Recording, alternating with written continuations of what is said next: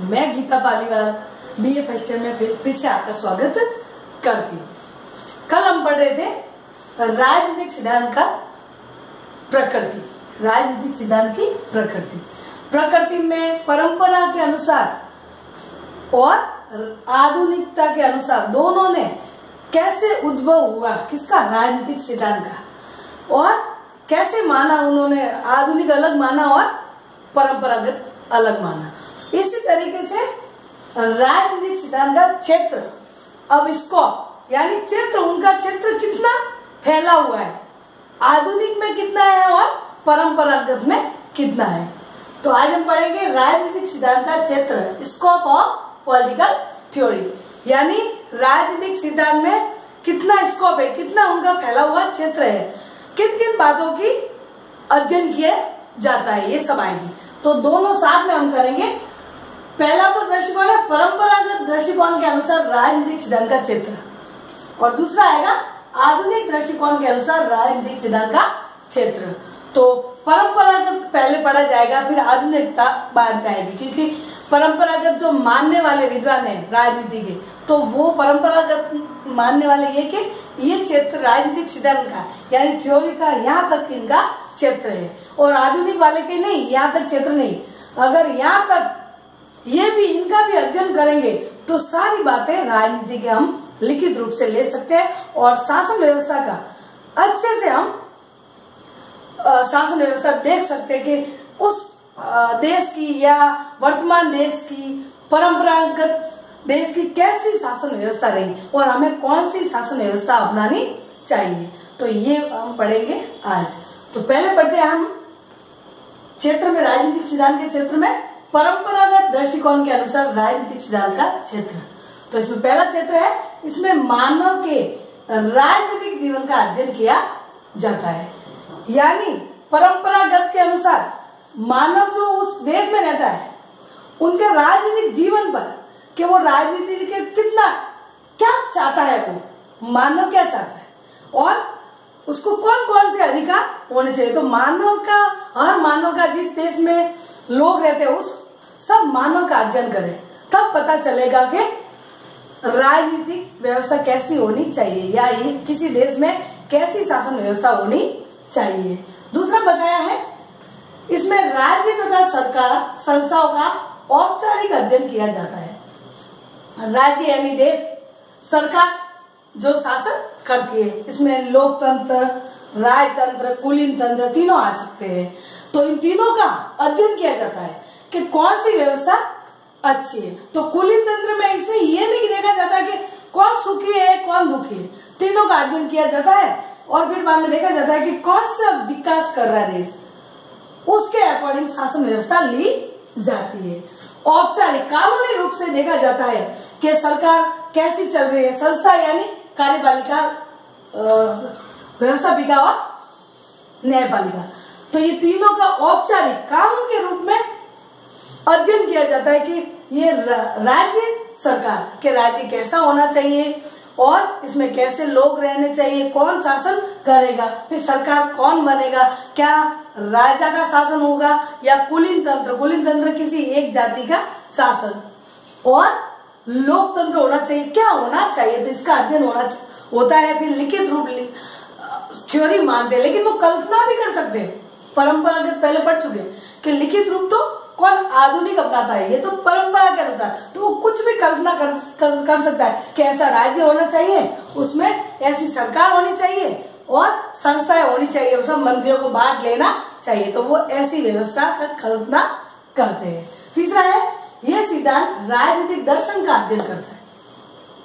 दर्शन पहले भी मैंने बताया कि उनके दृष्टिकोण के अनुसार जो सोच तो नहीं करता, परंपरावादी तो करती नहीं, जो लिख रहा है वो दार्शनिक खुद के सोच से लिख रहा है, दूसरों की सोच शामिल नहीं कर रहा है, वो खुद लिख रहा है ऐसा राज्य होना चाहिए, ऐसा सरकार होना चाहिए, ऐसा न्याय होना चाहिए, सब राजा का कहना माने, वो मन चाहे वो लिख सकता है। तो ये है कि उनके सिद्धांत में दर्शन है, खुद का दर्शन, दूसरों का कोई भी उनका लेना देना नहीं है।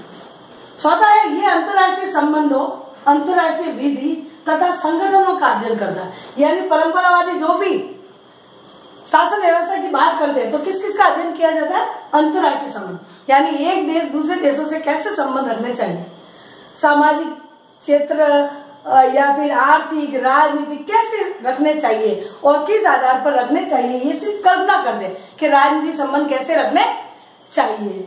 और अंतर्राष्ट्रीय विधि, पूरे विश्व का कानून कैसा होना चाहिए, सबको उनका मानना चाहिए कि नहीं मानना चाहिए, वो खुद ही कल्पना करके लिखता है, किसी के वो लेता नहीं, राय नहीं लेता, क्योंकि ये परंपरावादी है, दार्शनिक है जो सोच कर लिखता है। फिर संगठनों का अध्ययन, जो भी संगठन है, श्रम संगठन, किसान संगठन, महिला संगठन, ये सब संगठन उनका भी अध्ययन किया जाता है। किसमें? परंपरागत के अनुसार।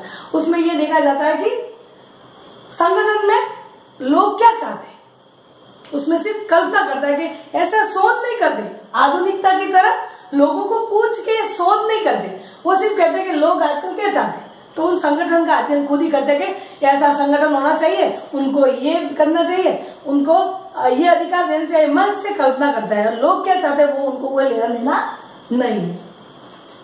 पांचवा है, ये स्थानीय, राष्ट्रीय तथा अंतर्राष्ट्रीय समस्या को अध्ययन करता है, जो लोग वहां रह रहे हैं उनका, और राष्ट्रीय देश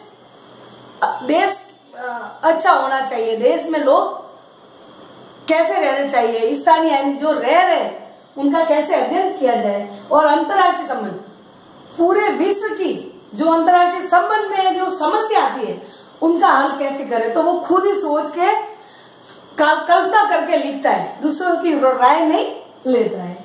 छठा लास्ट है, ये राजनीतिक दल, दबाव गुटों तथा समाज का अध्ययन करता है।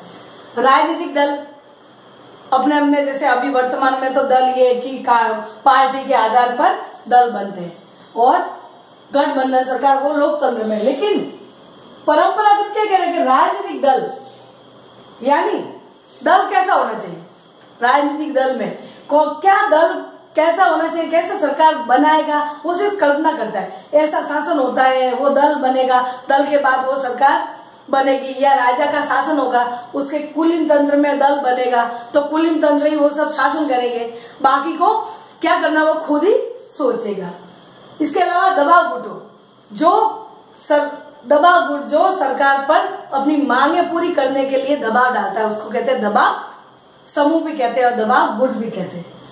और समाज का अध्ययन, यानी समाज का अध्ययन करेंगे, समाज को पूछ के, वो मैं कह रही हूँ निष्कर्ष नहीं निकालता, वो सिर्फ पूछ कर नहीं करता, वो सिर्फ कल्पना करता है कि समाज कैसा होगा, उस देश में सरकार होगी और राजा होगा, शासन होगा, समाज होगा और ऐसे देश चलेगा। तो ये है परंपरागत के अनुसार। और आधुनिकता के अनुसार, अब है आधुनिक दृष्टिकोण के अनुसार राजनीतिक सिद्धांत का चित्र। अब आधुनिक में क्या बताया गया है, ये व्यक्ति के राजनीतिक व्यवहार के क्रमबद्ध का अध्ययन करता है। देखो इसमें वैज्ञानिक पद्धति आ गई, यानी ये व्यक्ति के राजनीतिक व्यवहार, यानी व्यक्ति क्या चाहता है, मुझे वोट देने का अधिकार होना चाहिए, मैं सरकार को चुनूं ताकि मुझे भी अधिकार मिले, एक वोट का भी महत्व होना चाहिए, सरकार का अगर निरंकुश हो जाए तो कैसे हटा सकते हैं। तो ये क्रमबद्ध अध्ययन आधुनिक में किया जाता है। परंपरा में ये बात नहीं होती, इसमें तो कल्पनावादी, लेकिन इसमें राजनीतिक व्यवहार के क्रमबद्ध का अध्ययन किया जाता है। यानी व्यक्ति की राजनीति के क्या चाहता है, हर व्यक्ति, आम व्यक्ति तो लोकतंत्र में हमेशा जनता का शासन होता है, वो आधुनिक कह रहे हैं। दूसरा कह रहे हैं ये राजनीति के शोध में सांख्यिकी प्रयोग पर बल देता है, यानी शोध होता है, खोज की जाती है, खोज के बाद जो इनके विचार, ध्यान रखना आधुनिक दृष्टिकोण के, सांख्यिकी संख्या गिनी जाती है, लोगों को पूछा जाता है कि शोध करने के बाद आप राजनीति में भाग लेना चाहते हैं, कौन राजा का शासन चाहता है, कौन लोग वोट देना चाहता है, खुद का शासन करना चाहता है। तो ये संख्या के आधार पर फैसला लिया जाता है। अगर बहुमत ज्यादा मिला तो लोगों की बात मानी जाएगी कि नहीं, मतदान होना चाहिए। लेकिन यहाँ पे सिर्फ कल्पना, लोगों से कुछ पूछा नहीं जाता, सिर्फ कि हाँ व्यक्ति के सरकार होनी चाहिए और व्यक्ति उस देश में रहना चाहिए, लेकिन यहाँ संख्या के आधार पर फैसला लिया जाता है। ये यथार्थ तथा मूल्य निरपेक्ष के अध्ययन पर बल देता है। कल भी पढ़ चुके हम कि यथार्थ यानी वास्तविकता, ये कल्पनावादी है, कौन, परंपरागत, और ये है वास्तविक यानी यथार्थ। और मूल्य निरपेक्ष भावनाओं को महत्व नहीं देगा, सबसे पूछकर शोध करके यहाँ पे भावनाओं को महत्व दिया जाता है कि कुछ लोग कह नहीं, कल मैंने पढ़ाया था कि कुछ लोग कह रहे कि नहीं ऐसा होना चाहिए, ऐसा होना चाहिए, कोई जरूरी नहीं है, सबको समानता रखे, ये सब बातें। लेकिन इसमें मूल्य निरपेक्ष, वो भावना को महत्व नहीं देते। कुल मिलाकर किसी भी जाति का हो समानता होनी चाहिए और सभी लोग सुखी रहे उस देश में, ये उनकी तो मूल्यों को, भावना को नहीं दिया जाता। कुछ लोगों को नहीं कहा जा सकता, वो सभी का शोध करके ही मूल्यों को अलग रख के अध्ययन पर बल देते हैं। चौथा है ये व्यवस्थित सिद्धांत की रचना का प्रयास करता है। व्यवस्थित और क्रमबद्ध, पहले पढ़ चुके आप, व्यवस्थित और क्रमबद्ध। व्यवस्थित जैसे कि पहले क्या होगा, पहले देश होगा, फिर बाद में उसमें नागरिक होंगे, नागरिक को कैसे अधिकार दिए जाएंगे, वोटों का अधिकार किस किस को दिया जाएगा, सभी को समान रखा जाएगा, उनके बदले में उनको मौलिक अधिकार भी दिया जाएगा, अगर उनके मांगे पूरी नहीं होती तो हड़ताल और आंदोलन भी कर सकते। तो क्रमबद्ध, इसमें व्यवस्थित और क्रमबद्ध अध्ययन किया जाता है, उसकी रचना की जाती है कि अगर सरकार ने गलती की तो जनता उनका निष्कासन कर सकता है या उनको हटा सकती है। लास्ट है ये राजनीतिक संस्थाओं के बाहर मानव व्यवहार और गैर राजनीतिक समुदाय का भी अध्ययन करता है। यानी संस्था है, कार्यपालिका, व्यवस्थापिका और न्यायपालिका, सरकार के तीन, इनको सबको मिला के उनको कहते हैं संस्था। तो ये कार्यपालिका, व्यवस्थापिका और न्यायपालिका के बाहर, यानी परंपरावादी तो सिर्फ संस्थाओं का अध्ययन किया जाता है, लेकिन इनके बाहर लोग इन कार्यपालिका, व्यवस्थापिका और न्यायपालिका से संतुष्ट है नहीं, ये सब लिखा जाता है। यानी कार्यपालिका, व्यवस्थापिका का कार्य क्या है, उनका कार्य है कानून बनाना, और कार्यपालिका का उनको लागू करना, और न्यायपालिका का कार्य है उनकी रक्षा, कानूनों की रक्षा करना और लोगों की रक्षा करना।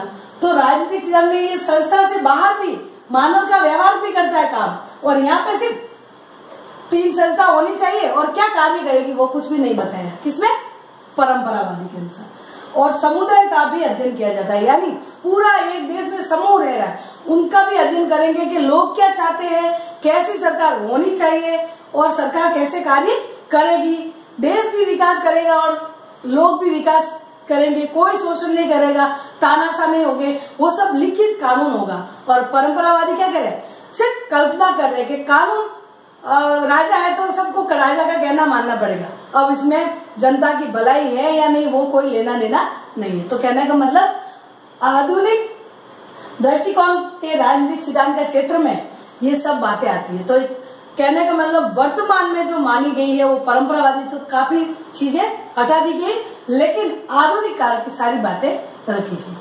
ठीक है बेटा, कल पढ़ेंगे हम व्यवहारवाद और उत्तर व्यवहारवाद, उनकी पद्धतियां ये है कि उनकी पद्धतियां ली जाती है। पद्धतियां आप पहले भी पढ़ चुके हैं कि निगमनात्मक और आगमनात्मक। निगमनात्मक परंपरावादी जो कल्पना द्वारा करते हैं, और आगमनात्मक वैज्ञानिक विधि द्वारा सभी आंकड़े लेकर निष्कर्ष निकालते हैं। जैसे दार्शनिक तो खुद ही अकेला ही वो शोध कर रहा है, शोध नहीं, वो कल्पना कर रहा है। दार्शनिक एक व्यक्ति विचार, वो कल्पना कर रहा है कि ऐसा देश होना चाहिए, ऐसा राज्य होना चाहिए, उसमें लोग ऐसा होना चाहिए, ऐसा होना चाहिए, वो खुद ही, और दूसरा का कोई लेता नहीं। और इसमें आधुनिक में सारे विचारक की तुलना की जाती है, सब लिखते हैं ना कि ऐसा सरकार होनी चाहिए, ऐसा देश होना चाहिए, ऐसा संस्था होनी चाहिए, लोगों को क्या अधिकार होना चाहिए, वो सबकी तुलना करके फिर देखा जाता है इतिहास में कि कौन सा शासक भी अच्छा था और जनता भी उसमें खुश थी। वो बातें लेकर फिर बाद में वो लिखित रूप लिखा जाता है कि तथ्य और आंकड़ों को लेकर के ऐसी शासन व्यवस्था होनी चाहिए ताकि जनता खुश रह सके। और पद्धतियां, ये दार्शनिक पद्धतियां कल्पनावादी है, और ये है आगमनात्मक यानी वैज्ञानिक, और ये निगमनात्मक। तो ये है कि अब ये बात तो आपकी यहाँ तक था थ्योरी, अब आगे वापस व्यवहारवादी का उदय हुए। परंपरावादी से वो उब चुके हैं, उनके विरोध में क्रांति होगी जो व्यवहारवाद कहलाएगा। व्यवहारवाद और उत्तर व्यवहारवाद वो हम कल पढ़ेंगे। ठीक है बच्चों, अच्छे से पढ़ना। बाय।